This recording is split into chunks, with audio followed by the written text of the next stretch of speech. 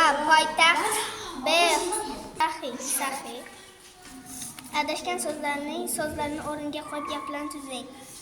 Kechasi bilan qor bo'ralab yog'di. Botir ertalab qalin qorni ko'rib quvonib ketdi.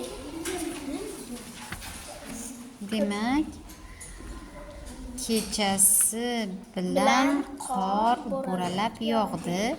Botir ertalab qalin qorni ko'rib Quvonib ketdi. Malades. Ruchka, kitob, darslik, o'chirg'ich, qalam. 8 yoshda og'ir kasallikdan vafot etdi. Ushbu gapda shoir so'zi qaysi so'z turkumiga mansub? Ot. Qaysi javobda faqat ot so'z turkumiga mansub so'zlar qatnashgan? A. Ayol dehqon. B. Giyoh qiziqarli. D. Yetti buyguti. E. Uchqur ziyrak. B.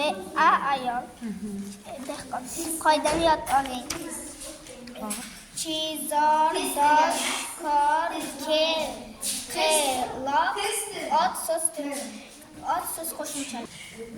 Otlarga birinchi shaxs ko'plikda qanaqa qo'shimcha qo'shiladi? Ne, in. Birinchi shaxs ko'plik. I. Ko'plikda. Birinchi shaxs ko'plikda. Birinchi shaxs birlikda, masalan, kitobim, im qo'shimchasi bo'ladi.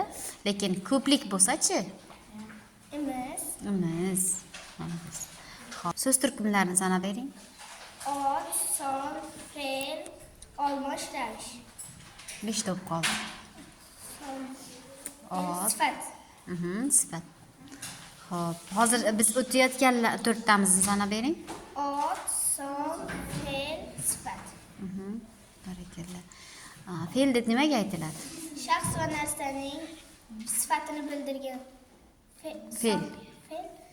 Shaxs va narsaning harakatini bildirgan so'z Barakalla. fe'l.